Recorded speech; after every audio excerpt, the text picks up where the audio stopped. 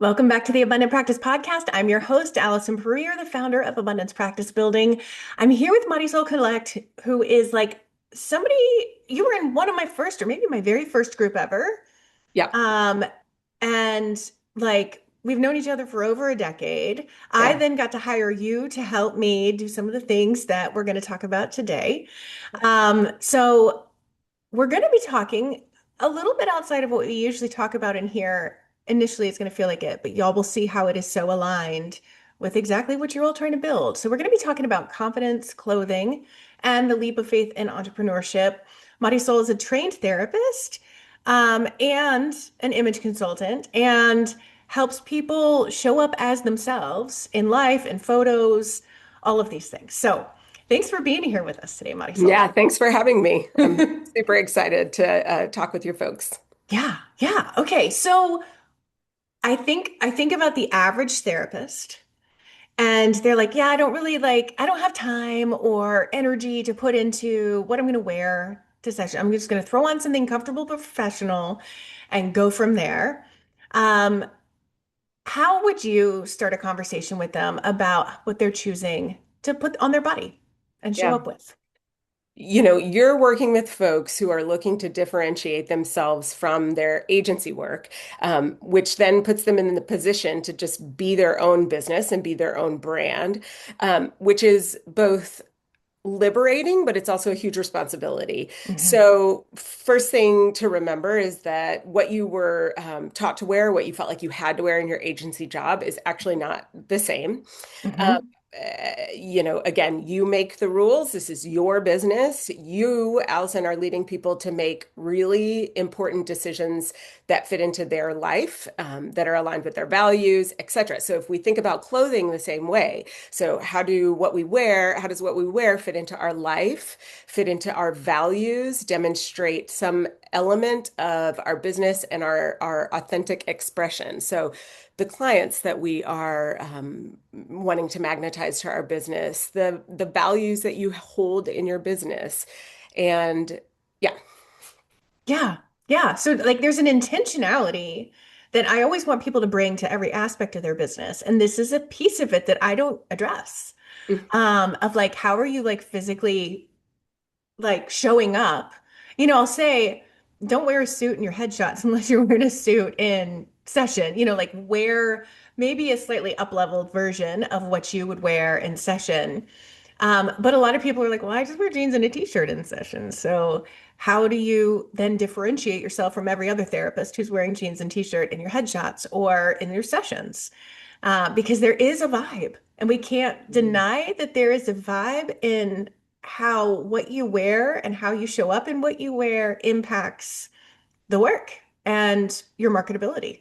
hmm yeah, it impacts how people see you. So one thing I will say is, yeah, branding photo shoots are a really important time to elevate, whether it is the elevation of jeans and a t-shirt, or I think about one of you hosted a photo shoot a while back, and so I had styled one of those folks to in a couple different looks, but she also wanted to wear jeans and a t-shirt because that was one like archetype of her business, and it was a rainbow y'all. So it's like Southern representation, y'all means all, queer, supporting, ally, etc. And her jeans were also about relatability. So I also show up in a way that is relatable, and I can get down on the floor and we can talk about things. So, yes, and right. And the rest of her outfits were much more elevated. That has been incredible marketing material. She has since gone on to do things that she had no idea, had never imagined she would do. And those headshots in particular are really valuable for that work. It was like we were seeing into the future potential, not Hmm. always knowing where she was going. She had set goals, so we were kind of leaning into those goals. But now those images are just so perfectly aligned with the work that she's doing. I don't know how long ago that was, 5 years later. Yeah, yeah. I remember it was 2021 because we were like only one person in the room and wear a Yeah, mask, and like it was right. Yeah, very yeah. late 2021. Mhm. Hmm. Yeah, Yeah. and so representation, but also an authority. So it is something that can support your clients in building trust in you. So, oh, this person shows up in a way that is professional and thoughtful, intentional, and with a sense of authority. Because, we want a therapist that we know can hold all of the parts of us. Yes. As a client, we want somebody that we can trust, that we believe has expertise in holding space. So, Hmm. what kinds of things would we wear that would demonstrate expertise while also being in alignment with our authentic sense of self, our values, and our business in general? Hmm. Absolutely. So, okay, I'm thinking about the therapist. She was like, all right, but I don't know what my values looks like in clothes. Hmm. How do you help kind of guide them there? Yeah. So for one, it's just being really in touch with themselves. So I was on a podcast the other day, and the woman who was interviewing me, she said, she was at a big speaking engagement, and she said, I had this thought to wear a red suit. And she was like, not only was I not necessarily considering wearing a suit to begin with, she was like, I never wear red. And I got up there, and it was a compelling suit. People commented on it. The photographer was like, "This is amazing. You are like a bright, shining star, and you should definitely wear this in a photo shoot. You should take photos with it because this is registering really well." What we talked about, because what I heard her say, because she talks about mindfulness and entrepreneurship also, is that she got this instinct, this intuitive thought to wear this red suit. She did not question it because she has done enough of her own work to know, like, this is a thought that is not based in anything that anybody has ever suggested to me. This is my own thought. And then she did it. She didn't have the noise of like, oh, I don't know, should I, or what are people going to think, or is that too Mhm. bold, etc. And she just went for it. So my first thing is to say, just to start practicing paying attention to how you want to show up. So you get in your Mhm. closet in the morning, and what is the thing that you are drawn to? And start building that trust with yourself around intentional dressing. And that is going to translate, period, end of story, right? It's Mhm. just about authenticity. It's just about representation of self authentically. Mhm. So another thing that I hear from friends, from therapists, I've definitely been in this is like, yeah, I need some new clothes, but I'm in this weird like perimenopausal body change situation. And like what I buy this month might not fit me 6 months or a year from now. So like I'm just gonna wait till everything stabilizes or steadies. And being an eating disorder therapist for the last 20 years, that's kind of my interpretation. Other people's are like, when I lose weight, I will blah blah blah blah blah. How do you how do you navigate that? Because it's such a tender thing, body image, and spending money on yourself. Like there are all these tendrils in what you do that your background as a therapist like makes you so perfect for. How Mhm. would you speak to those therapists as they're considering finding clothes that feel like them or that Mhm. express where they're wanting to go? Yeah. So, that it is so tender, but it is also true that people who are leaving or considering leaving agency, like the quote unquote stability of an agency job, into private practice, are also in transition. They're also in a tender place. Mhm. And it might be like a slow titration of letting go of the clothes that they wore when they were in their agency. I've worked with people. I just met with a client the other day, and it's been years since she worked in an agency. And we were going through her clothes, and she was like, "This is."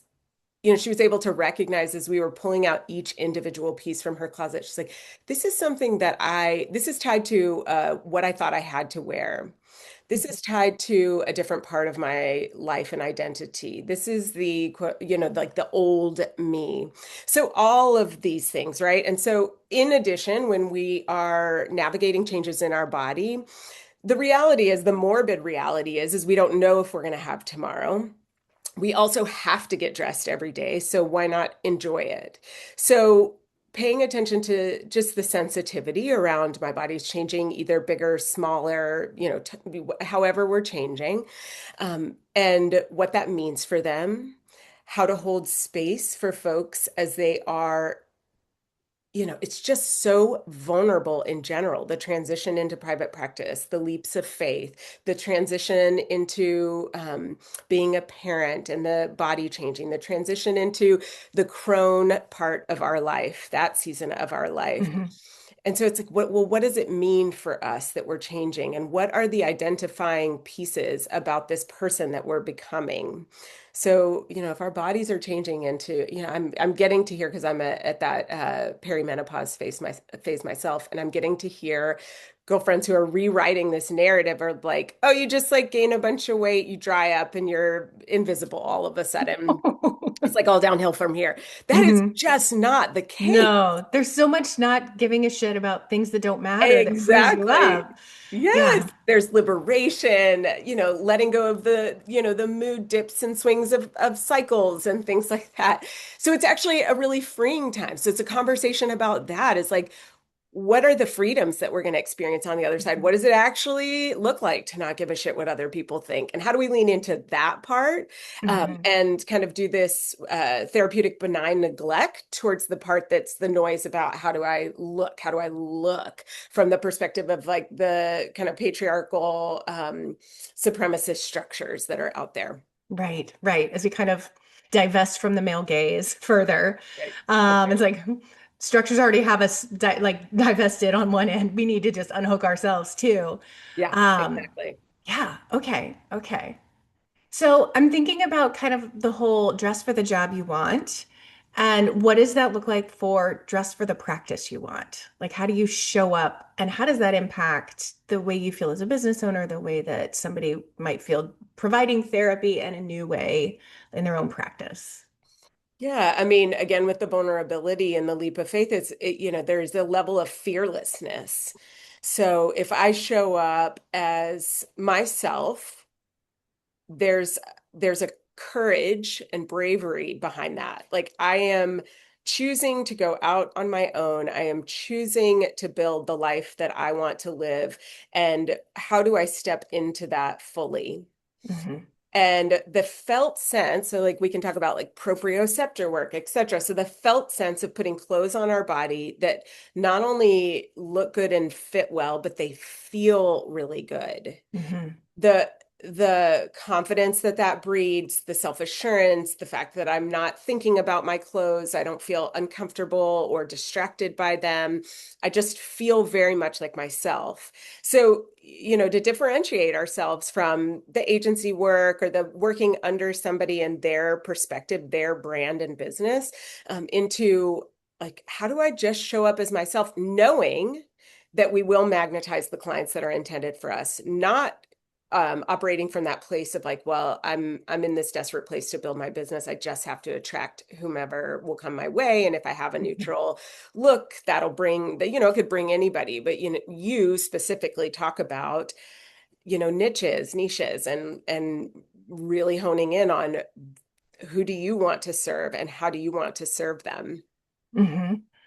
Yeah, yeah. And I think there's something you touched on there that I really want to underscore that just because something is like stylish or looks good does not mean it's uncomfortable. Because I think that Yeah. that's a thing we tell ourselves, partly because that might have been true in the past in the way we were dressing. That was a choice. But it's something that we tell ourselves that keeps us from trying new things and doing new things. Like I am at this point in life, absolutely not wearing anything uncomfortable for more than like I might for a photo shoot, maybe. But Mhm. I'm not going to walk around all day in uncomfortable shoes. I'm not going to like sit down in a chair wearing pants that are cutting into me in a way that's going to distract me from my more important work. Yeah, So, exactly. Exactly. Yeah, it is. Yes. So there is the dismantling of the structure, right? Like the way that fashion had been delivered to us for a long time, right? So I can really appreciate people who have said, I'm not going to worry about, I'm not even going to think about what I'm wearing, right? Because they're saying, I'm not interested in participating in the way that things have been delivered to me. And what does reclamation look like? Again, we have to get dressed every day. So what does it actually look like to really enjoy getting dressed, to really feel good in our clothes? And that is a focus on personal style as representation of self, not as how other people are going to perceive me. Yes. And yeah, there should be nothing. You said it too. You were like, I have more important work to do. And that is another thing that I say is like, you have more important things to do than worry about what to wear. So, what would it look and feel like to have a closet that fully represents you, that has let go of all these other past parts of yourself that are going to send the wrong, like, ping on the neurotransmitters that are the wrong ones? Like, you're sitting in your new office, you're sitting in with your new clients, you're a business owner, and then you're wearing this outfit that you wore when you weren't a business owner or some other part of your life. And you're like, the old parts of you start to show up again when really you're trying to step into this new version of yourself. Right. And I think most of us have clothes that we have in our closet or our drawers just because we bought it at some point. It doesn't make us feel good. Like I wore a shirt the other day that I was like, I feel like crap in this shirt. Like it's too big. It's too like, there's nothing about it that makes me feel good, Mhm. but it's clean and easy, and I've got to move on because I didn't bring any intentionality to it that day. And Mhm. did that impact my day? I mean, I think it did. I really Yeah. do think it did as I like saw my arms as I was typing or just being like, oh, this shirt, you know? And Yeah. it doesn't mean it needs to be some brand new sparkly magical thing that cost a bunch of money. Mm. It could look, I most of my clothes are thrifted at this point. Like that's just something that feels better for me ecologically, Mhm. and economically. But Mhm. there are a lot of things that I need to be saying no to in my hunt for the yeses. Mhm. Um, yeah, yeah. Yeah. Yeah. And you talk about that all the time in the work that you do. Is like, what are the majority of things that you have to say no to get to the minority of stuff that really hones in on what you actually want. And the same thing goes for the clothes in your closet. Um, yeah, I just keep coming back to the courage to show up as your authentic self. And what does it Hmm. look like to put yourself out there and be the face of your business and say, I am here and I am available to do this work and you can trust me. Yeah. And when people have changing bodies, I wonder there's a couple ways to look at it. So yes, you can do clothing swaps, you can do Poshmark upcycling, um, resale shops, all of those things, consignment, thrifting, etc., is really, really great. And if you start to have an eye for it, or if you have support from a stylist, then you can start to see where those pieces are that can support you temporarily. It is also possible to just narrow down your wardrobe to fewer pieces, but that are quality, Hmm. because just because you're in transition, just because you're doing something different or your body is changing, it just doesn't mean that you have to feel bad in your body. It's actually Right. not even going to support the changes that you're experiencing. Like that feeling of you're writing the new narrative about menopause, right? It's like, Hmm. do you have to not like how you look in your clothes because you're going through this thing that has historically been known as a negative process? It's like it's just a reinforcement. This is all about retraining the brain. It's just reinforcing from a neural pathways perspective. It's like, yeah, I'm in this like slow decline. It's like not Yeah. true. It's not Right. true. And you don't have to. Hmm. Yeah. And I think like in this economy that's tough, I'm thinking about people starting private practices. It's taking more time these days than it did back in the day when you were starting, when I was starting.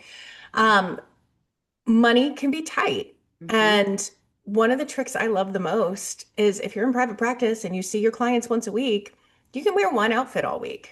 Mhm. Like you can Absolutely. find something you love and you feel amazing in, and you can wear it during your sessions each week. And Every then new outfit next week. And then you don't need a million things in your closet that make you feel amazing as you're building the funds to be able to do that. Mhm. It's a good hack to be able to access like what you're talking about without spending a ton of money or feeling like you're not doing it right.